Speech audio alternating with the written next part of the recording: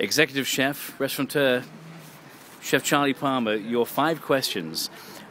First question, your most humbling experience you've ever had around food? Oh, my most humbling experience probably came when I was first starting to work in New York, when I made an incredibly wonderful fish fumet. I was a poissonnier at a very French restaurant, and mistakenly opened the valve and came back a half an hour later and it was all flushed down the drain. And I looked like an idiot, you know. So from that point on, I made sure I paid attention to our drains. You know? Don't make me laugh now. I'll start shaking here. What are the perks of having a dad who's a chef? And I'm talking about your kids.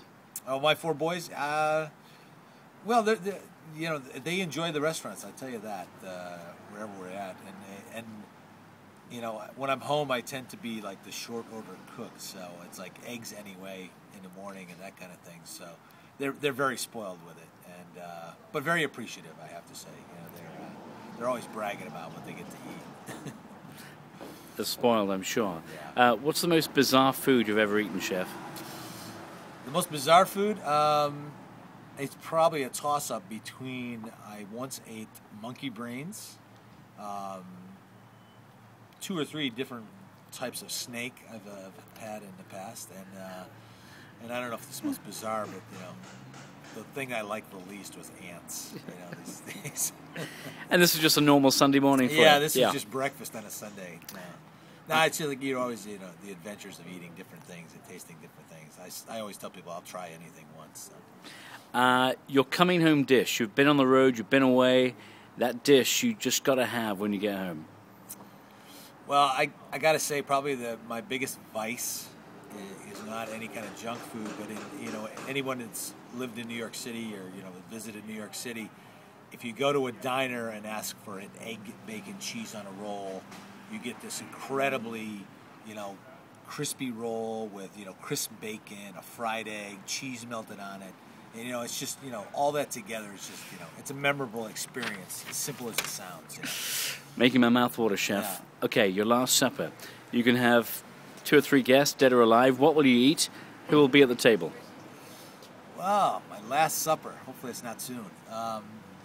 Well, you know, I'm asked this once in a while, but you know, first of all, I always say, like, I'd love to have my family with me because, you know, we cherish having dinner together. You know, I'm traveling a lot. We have restaurants, so we're not always at the dinner table together. So that's one thing. But, you know, I guess if I could have a guest, you know, from the past, dead or alive, I would love to have dinner with Foodie Chap, you know, because it's someone that, for those that know, you know, is kind of a hero in my mind from a culinary standpoint.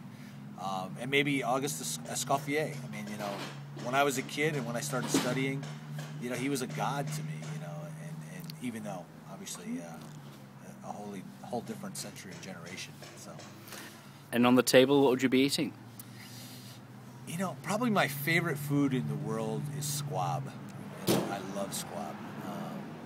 You know, and it's the kind of thing where no matter what you've been eating, I can remember times like after a long dinner in France, in a great restaurant, great food, but thinking, wouldn't it be great to have a beautiful caramelized squab with like whole garlic, you know, and kind of just, you know, juicy, savory type of thing. So squab's my deal.